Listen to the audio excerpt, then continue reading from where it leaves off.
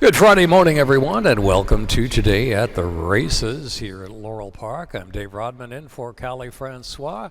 He'll be here today and Sunday. Dan Illman will be in this chair on Saturday, and with me as usual is Keith Fustel to go over the program. There's a Friday card here at Laurel Park. And Keith, looks like we're going to have to deal with some off-track pedigree today and off the turf all weekend. Study up all weekend, yes, off the turf all weekend on that off-track breeding, off-track form, you name it.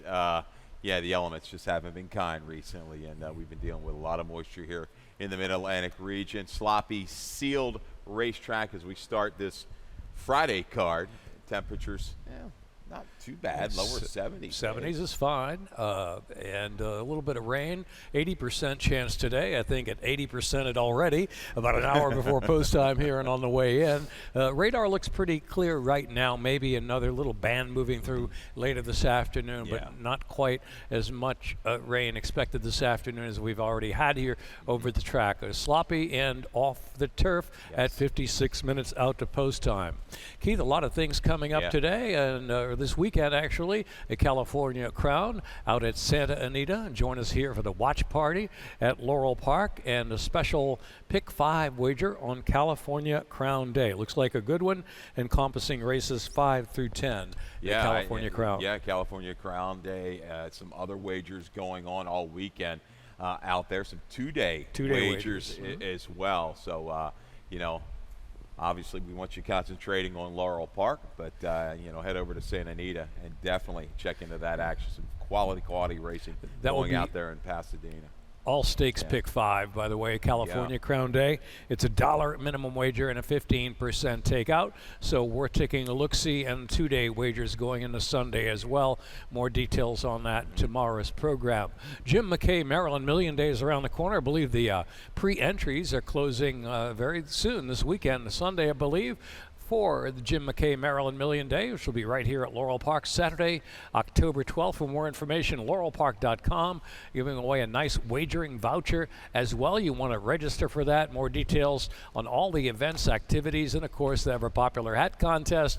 And fall will be in the air for Jim McKay Maryland Million Day. Always a big day for the breeders and for Maryland racing fans. Highlighting everything that is Maryland, no doubt. I tell you, I look forward to that day every year. I'm thinking, we're going to have another great Saturday, Maryland Million Day, October the 12th, again this year. And, the hat contest, everything else going on. It's a chance to really kind of just, be proud of what we've produced here as a product in this state. All righty, let's get to the action for the Friday program against Sloppy and off the turf. Featuring the early Pick 5, late Pick 5 here at Laurel Park. First race starts the early Pick 5 with a 12% takeout, mandatory payout on the early Pick 5. Our opener today at Laurel Park at 5.5 furlongs off the turf. Onto the main track, scratch 1, 2, 3, 5, 7, 14, and 16. Number 6, Super Bourbon. Jockey Giron Barbosa. Which way did you wind up here in this off the turf affair to kick off the early Pick 5? Looking for a little bit of a price, Dave. I believe plenty of action is going to come in on the 11. A wick line, an aggressive move by Brittany Russell and that whole gang, SF Racing, Starlight Matacat. Maybe just too good, maybe just too fast. Looks like this speed, I'm hoping a horse like Super Bourbon can go ahead and entertain the 11 wick line, but I'm going to lean towards the 9. Tap Anchor, the son of Anchor Down, hasn't been seen since we're going back to middle of November at Churchill Downs, where it was claimed out of a maiden score off of Steve Asmussen. Goes into the Hugh McMahon barn, but this horse gets the triple whammy. First time gelding, first time Lasix, blinkers going on. Not a whole lot to tell from the field that he beat. The second and third place finishers, have not come back to run. But I like the style in which, the horse got the job done. I think there is enough speed in here. And when you go back and look at Hugh McMahon over the last couple years, it's a smaller sample, but he's 2 for 3.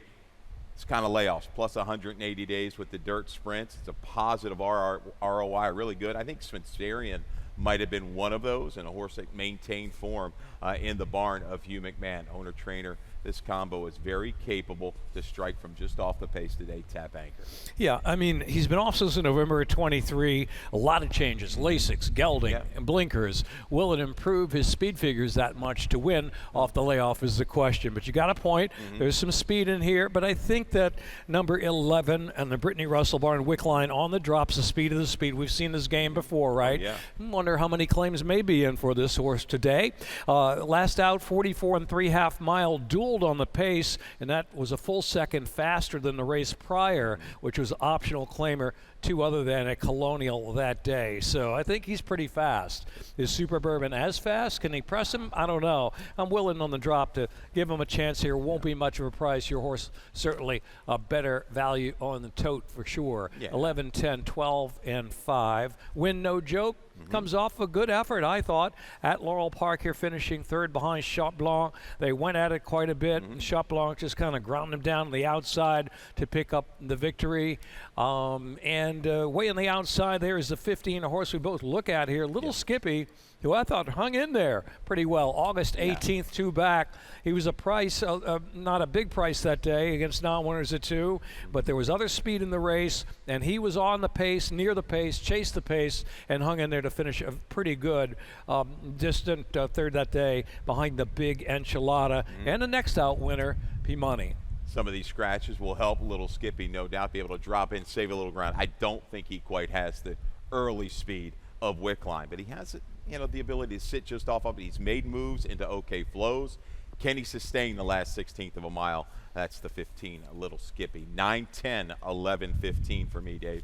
And I'll go 11, 10, 12, and 15. Outside Little Skippy has won and placed on an off track before, so maybe conditions will be to his liking for the Friday opener. Let's move on to race number 2 in the program, and a mile second wire finish on the main track. Scratch 3, 4, 6, and 10. J.D. Acosta on the 5. Agara Me Se Puedes.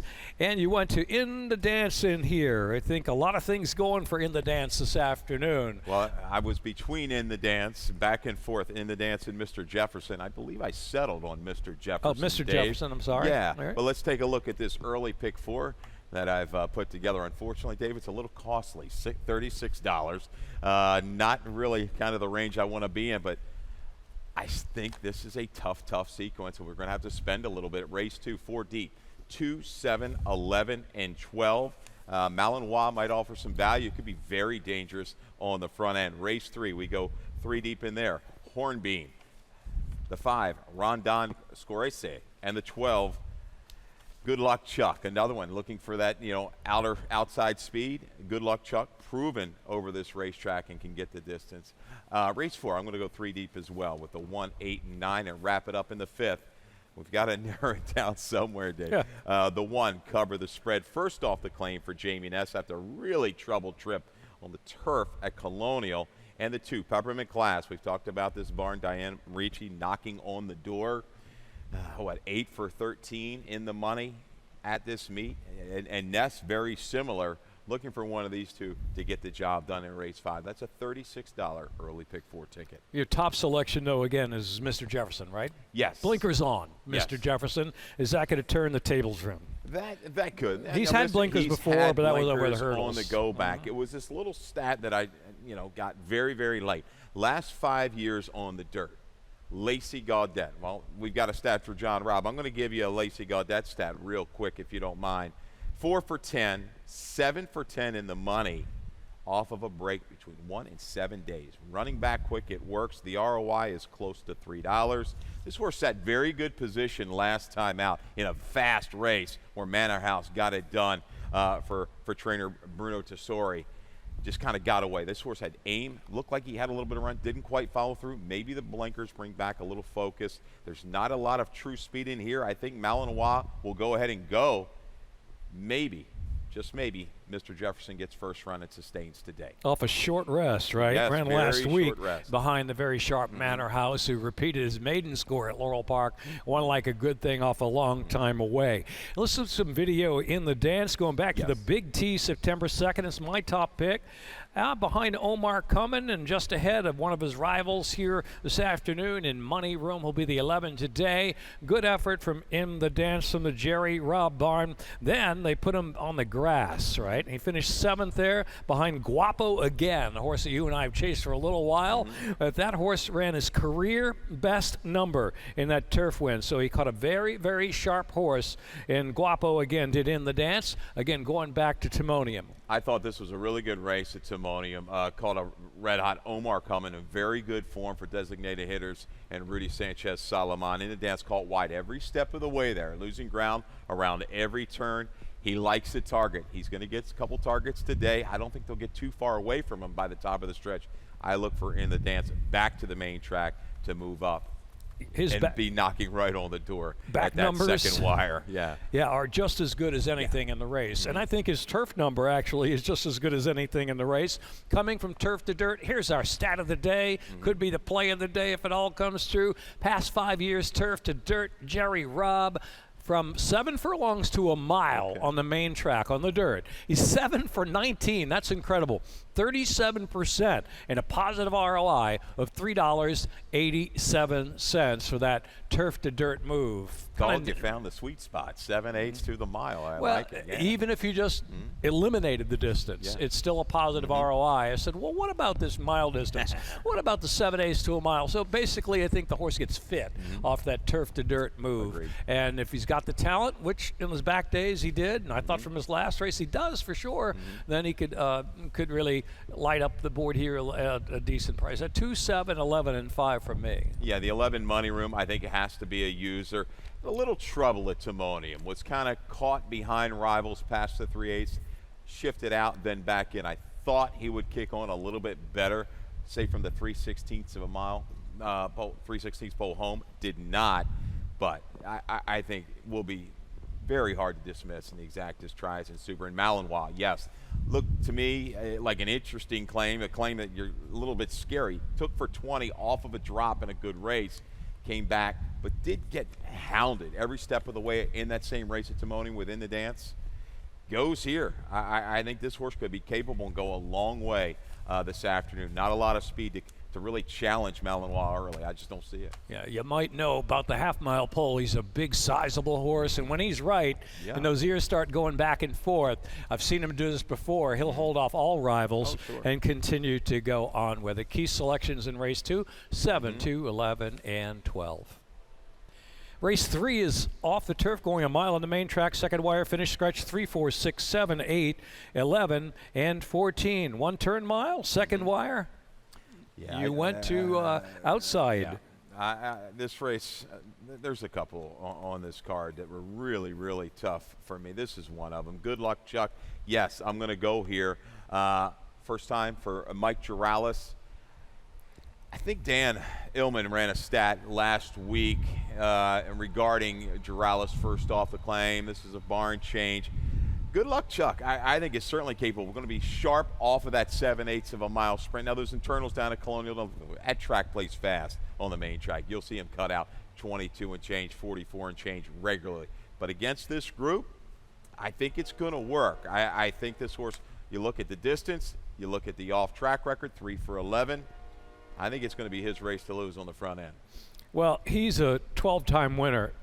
11-time winner. My top pick, the 5, Rondon Scorisi, is a 12-time winner. So they both now get the job done to the veterans, right? 8-year-old Good Luck Chuck, 7-year-old Rondon Scorisi, who I thought the last 2 times out faced much tougher company. Gets big class relief here, and he did go wire to wire at Parks with a good number, good enough to win this race. But his last 2 races, he faced a 19-time winner, flat out flying. A 13-time winner, 2-back, Poulterer, who's won 5 races this year. So this is big, big class relief for him. I just hope and know he likes the off track. He's won 4 of 10 on the wet, and if he can get good position early, and I think he will, I think he'll be tough. A Good Luck Chuck has tactical early speed as well. I think get open race. And you take a look at the 2-horse, Hornbeam, coming in for trainer Bruce Kravitz. Penn National kind of limited days now. You're seeing some of these Penn National trainers ship down to Laurel with success. We've seen Aaron McClellan do it. Look at Bruce Kravitz right now at the Capitol meet, 4 for 5 in the money, yet to get that win. But Hornbeam, a 5-year-old, a 7-time winner, racked up 171,000. A little bit flat last time, but didn't really get the easiest of trips at Delaware. Slower internals on that deeper track.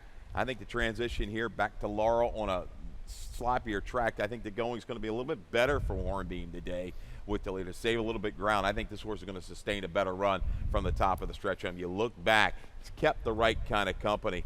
And this barn, I've got to respect now. Everything that they're bringing down is running.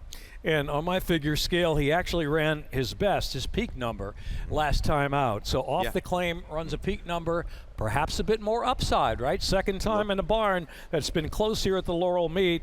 Got a good post down there inside Toledo. I think we'll probably try to keep him close. He's had some good speed, or at least tactical speed in the past. Just a little sluggish out of the gate last time. And real quick to touch on Hornbeam. Look at that third place finisher, Mr. McHugh. That was the horse that ran at Timonium and won at 3 to 5 and a pretty solid starter at the Big T. So keeping the right company is this 2 Hornbeam. Aliferous, just again a little bit flat last time out. Had position. A little bit tough to settle early. You see this horse, I mean, he's a little bit keyed up early in his races. He fights restraint sometimes, but if he settles a little bit better and reverts back to the 2-back try against Morning Thoughts, I think he'll be in forward position by the time they turn for home. 2 tries on a wet track, nothing, but Star Shopping stays in the race, right? 3-time winner. He's won a couple on the main try. I thought this horse maybe wouldn't stay in the race, but he's staying here for trainer Troy Robb down inside there. He's got some good numbers on the synthetic and ran 4th on a race taken off the turf October of last year behind the very quick at the time and in form Running River. And you see who was second in there, Fun Loving Criminal, who also went up a bit of a tear himself. This race, we're not all over the map, but I really can't single someone in here or pick a key horse. I think the road goes through. Good luck, Chuck. Okay. And hopefully he can take them coast to coast. 12-5, 210 for me. Good luck, Keith, and good luck, Chuck. You got it. Let's go on to race 4 at a mile. Second wire finish. Michael Sanchez on the plain 1. Scratch 2, 4, 5, and 6 in race 4. You're going to Good Afternoon Oscar. Maybe he can repeat that decent big number that he ran a couple back. I think Good Afternoon Oscar is kind of hedging back to one of the better races. The number at Delaware wasn't bad. Chased a quicker flow. Flattened a little bit. I think reunited with Ruiz, back to Laurel, back to the 1-turn mile. This is something he really likes. He can handle an off track. I think you'll see him taking a little bit further back off the pace and sustain a run. I found the pace in this race a little murky. There's some class horses in here. Coffee with Chris, for Coffee sure, with Chris back in the day, right? I almost actually picked that horse a little higher level there than third. But I went to the outside here, Eldest Son, Kieran McGee off the claim. We know that story. He's been claimed for 40, in for 40, claimed for 40, in for 40, claimed for 40, in for 40 last 3 times. So I think he's just got enough kick to stay close in this spot. 5-time winner, and Eldest Son is going to be a tepid selection in here.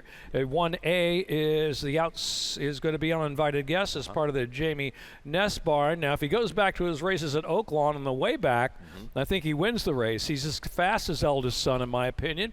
Number 3 in here, Coffee with Chris. Let's talk about him. Going that 1-turn mile, I know he was 6th at the second call at Laurel, that first race back after time away, but they went 45 and 3. Today, I think he projects much closer to any kind of pace. Yeah, similar to the horses we've seen, they chase those quicker paces. Now they're stretching out. This is a horse, he's trying to get back to that previous form, right, as a 3-year-old. I think he's going to get the lead in here off of that tune-up race.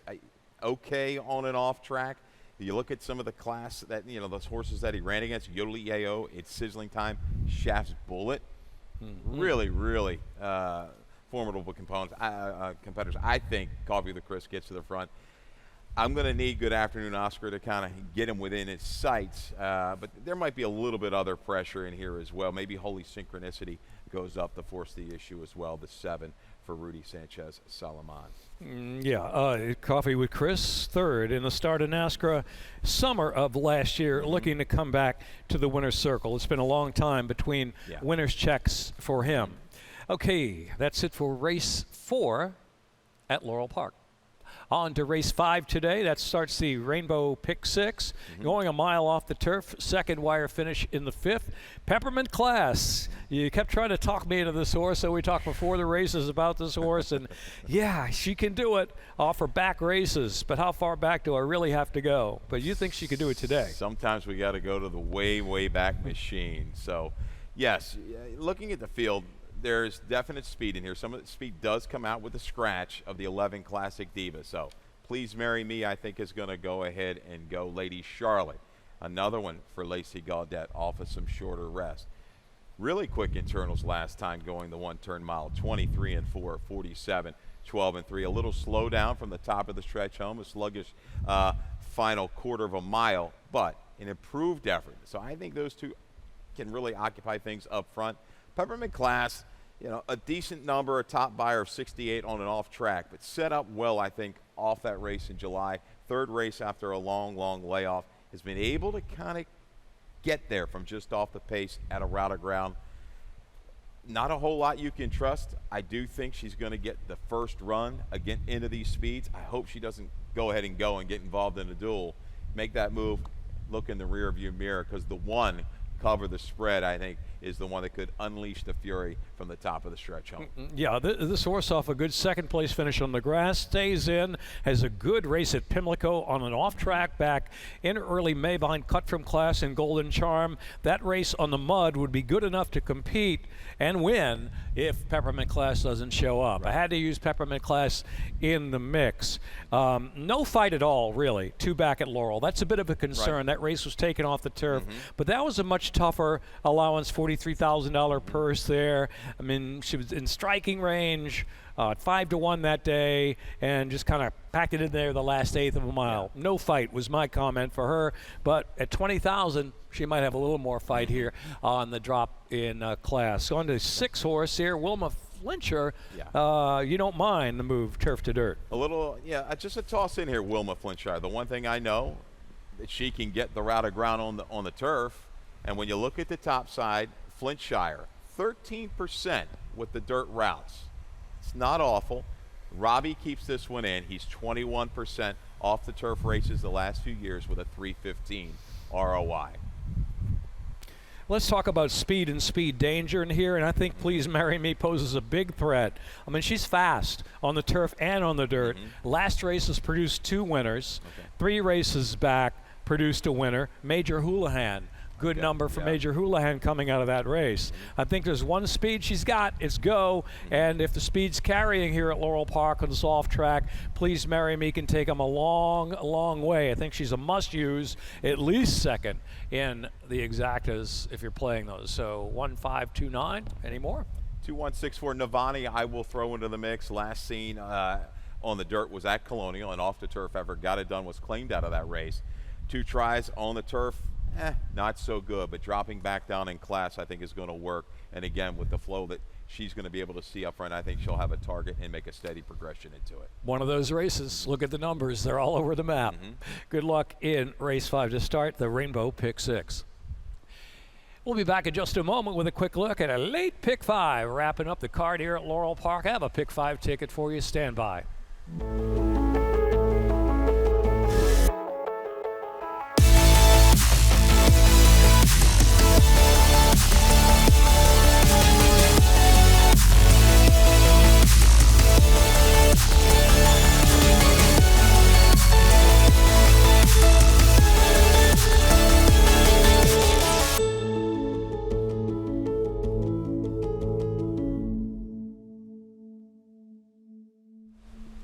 Late Pick 5 time at Laurel Park. It has carryover potential, 12% takeout. If nobody hits it, well, carryover. We'll have a carryover into Saturday's program. It's a Jackpot Super High 5 race as well. $1 minimum, 15% takeout if you're into the Jackpot Super High 5. So a lot of options here with Exacta Try Super Double pick 3, pick 5, jackpot, super high 5, pick your poison, or pick all of them. $48 ticket. I'm pretty confident in the first 4 legs. The last leg I'm not so confident in, so I went a little deeper. 2 and 3 to start the card in the 6th to late pick 5 on the mark in Catahoula Moon. Then in the 7th race, going to use the 3 and 6 vaccination. Will there be enough pace for him? Will it matter? This 8th race going 3 deep in there. I think a little more open race, but Rudy Salomon has a good chance. Might even run 1-2 in there. I mean, Hit the Road, Jack Catalea Strike, and Tiger Moon, very fearful of that horse on back numbers. 9th race, usually Bella Bettina. Could be enough speed to set up for her. Likes an off-track. And Beguine, we're going to talk about later quite a bit. 10th race, I mean, I'd like to put my faith in Mosler in the mud with Ariel Moon, but the horse has disappointed me a few times before, but maybe the dirt will do the trick. Unfortunate DQ at Timonium last time out. There's your pick 5 ticket. And you have a horse in the 6th race that somehow got it lost in the fog for me this morning. Collaborate. And again, the last time you did the show, two back. Yeah. Pick 5. People pay attention. You got plenty to play that $48 ticket. Dave gave you one that paid, I believe it was over $5,000. $4,800. $4,800? That's close enough. So it's going to cost you a little more today, though, if you're in a pay swing. attention to the rod dog. All right. All right, race 6. Yeah, I came up with a little bit of a sleeper play here, I thought. Just a really good, deep field. Great job by the racing office getting this one assembled. Optional 2 other than going 5.5. We have got some serious speed. We've got some horses that don't mind carrying that speed with a fight on the front end. So I was looking for something from a little bit further off the pace this afternoon, and I kind of land on, I like Catahoula Moon, but Collaborate for Damon Dilladovico I think is going to offer some value. First time in the barn. It's going to be 3rd time off the claim, freshened up. And so you see 0 for 4 on the wet. This horse is by Into Mischief out of a Quiet American Mare. And I went back and looked. 3 of those races were without Lasix. It's really tough competition. The lone try with the Lasix, sprinting on off track, was the debut and closed in quite well in a race, I believe it was on the go-go back at Gulfstream. So I'm just looking at the company lines. The last 2 times this horse has had Lasix.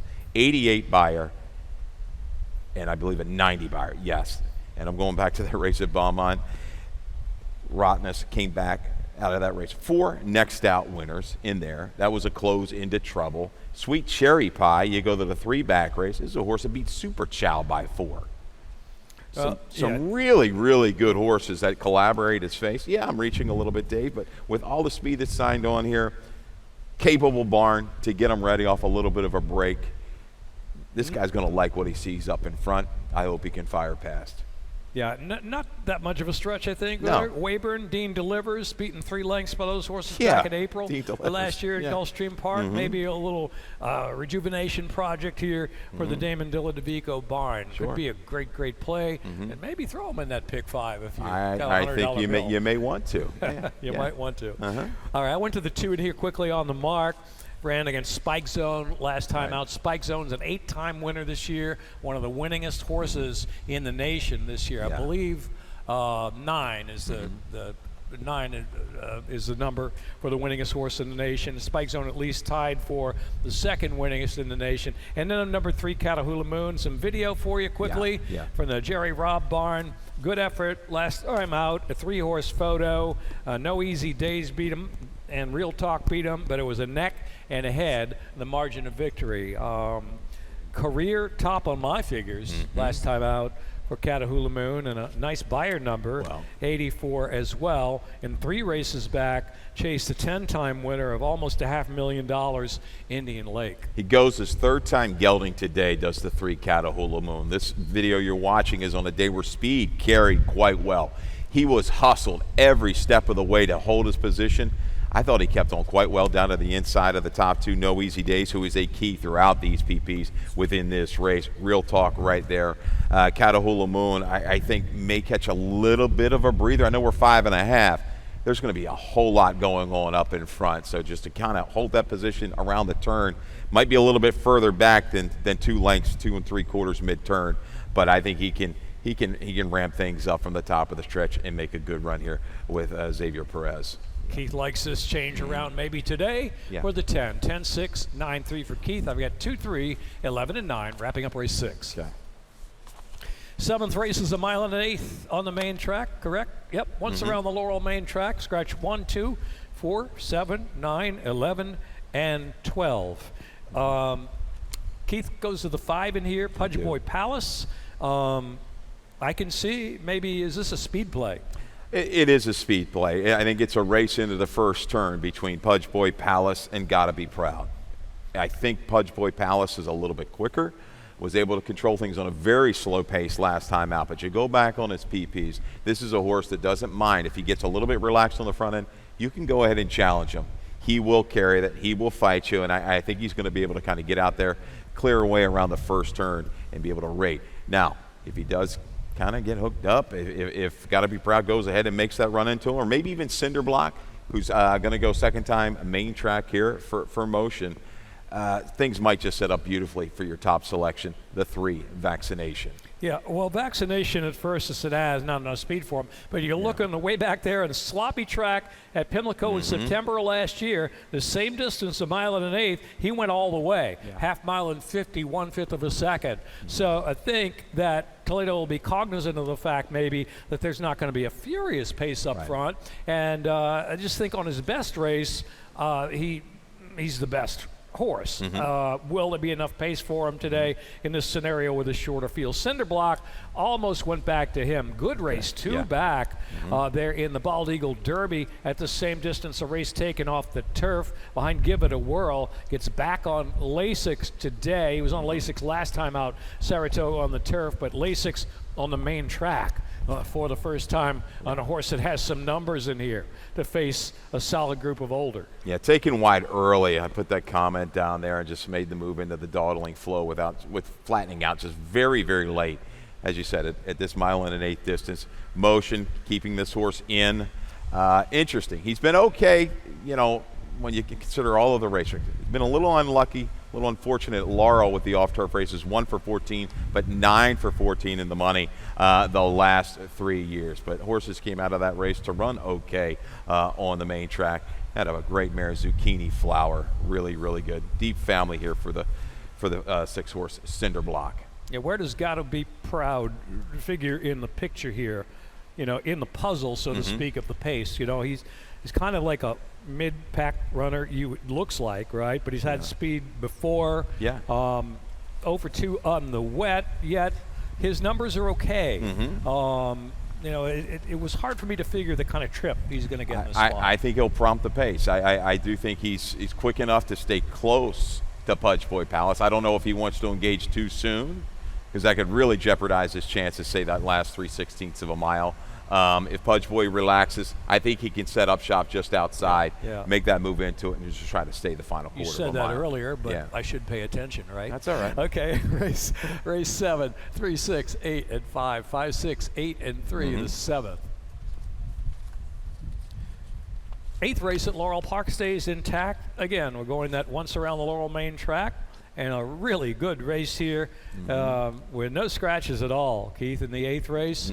And you're going to the inside here, hit the road jack, and so am I. I think he's going to try to dazzle him with early footwork today. He's perfect at a route of ground, right? 2 of those races at 2 of those at 2 turns.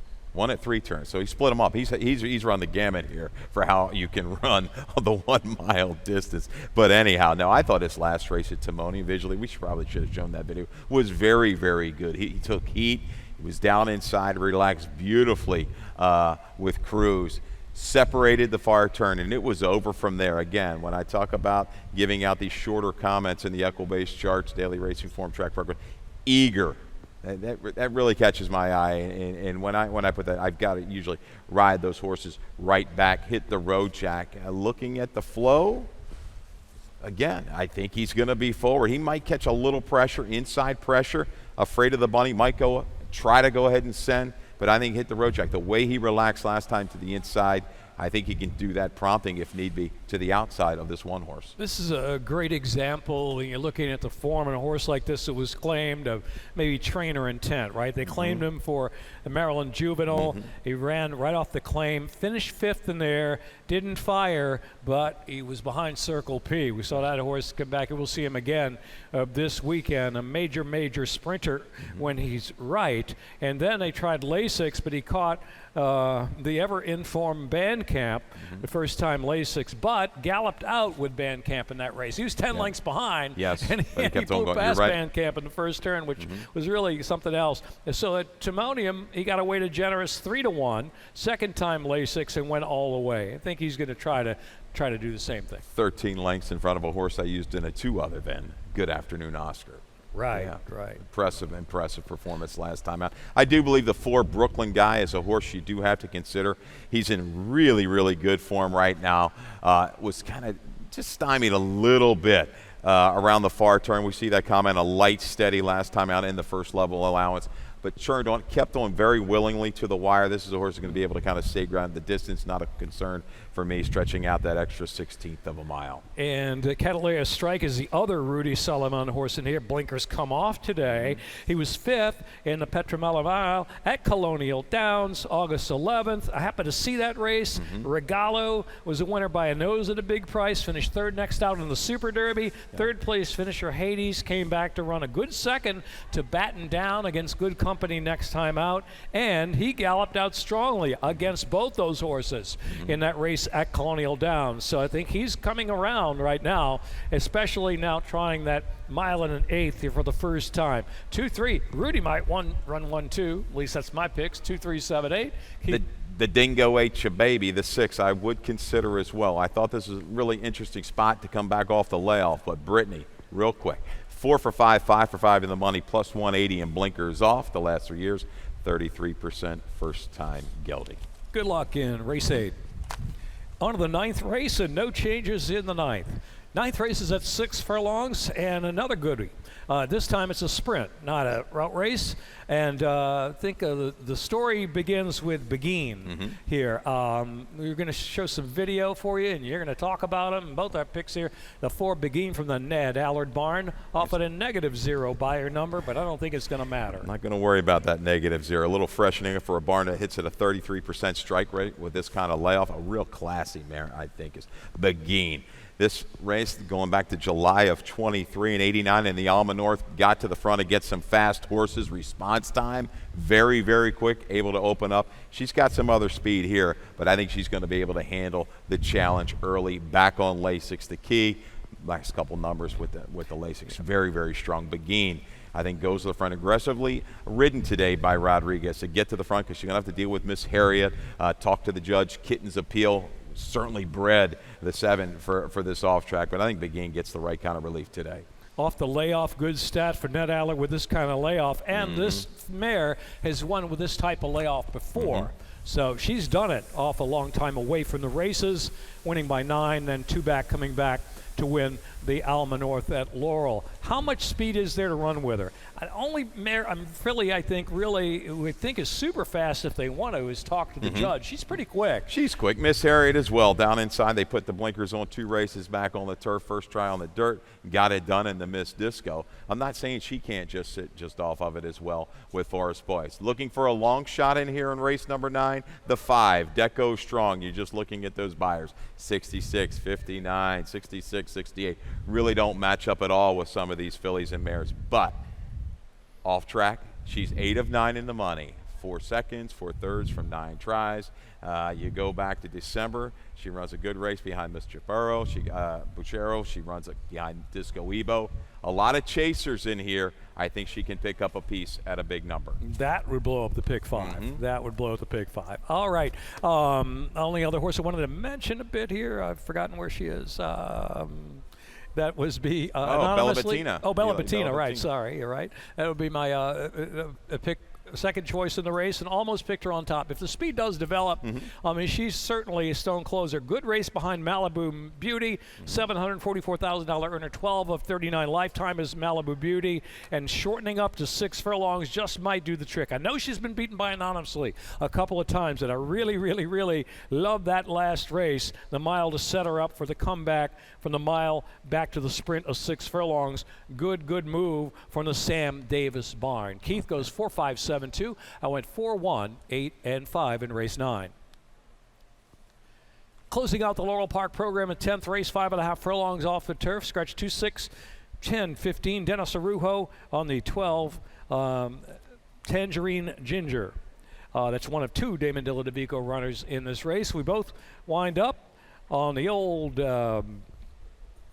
Maryland motto, Mosler's in the mud. Mosler's in the mud. Number 11, Ariel Moon, unfortunate DQ at Timonium. A little traffic into the turn.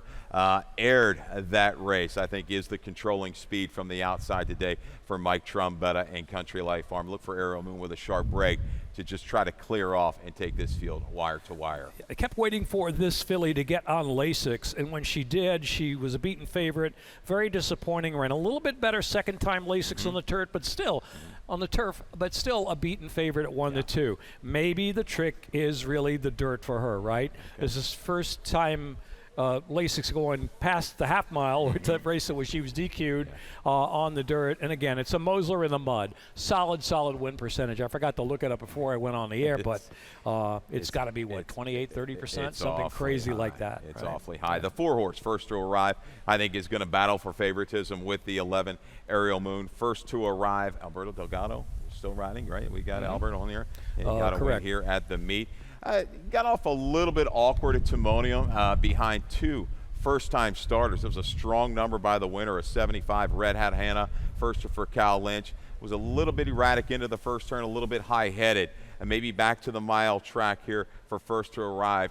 In a dropping class here to go ahead and stalk Ariel Moon, has the ability to make a move into this kind of pace. Yeah, a winner out of the last race, last place finisher. Designer came back to win, went all the way on the turf for maiden, $45,000. And the inside, you've got the One in Ear Quality Weekend, hasn't run since July, maybe a bit of a freshening. And number 9, Intel Agent. They wanted to talk about this horse a little bit. Off track, the Dam. Strong, produced 3, not 1, not 2, but 3. After all, the Dam, 3 multiple wet track winners. So could this be another one? Intel Agent, kind of a little bit of a long time maiden in here. I spread in the late pick 5 in here. Hope we're still alive. 11, 4, 1, 12 for me. I am going to toss in Quality Weekend. Has run well. Fresh, did well in debut, comes back today with a rider who was not scared to save some ground. Lightning round value play, best bet. What do we have? Best bet, we're going to go to the 8th race. Number 2, Hit the Road Jack. You like Hit the Road Jack as well. Very impressive run at Timonium. I think can get to the front today and take this field coast to coast. If there is a little pressure, I think this one's going to rate. And next would be value play. Damon Dilladavico just might strike, collaborate. Hasn't been seen in a while, but the company lines are there. The speed is up there. It's going to be a contested pace, hot contested pace in race number 6. Looking for this one to run over the top. You're killing me. I'm going to have to use that horse at the pick 5 now. Racing returns Thursdays in October here at Laurel Park. Entries being taken for the Thursday program. Okay, yeah, get tied on. I think entries today for next Thursdays throughout October. All right, that's it for today at the races. 14 minutes to post time. Good luck this afternoon at Laurel Park. Good luck.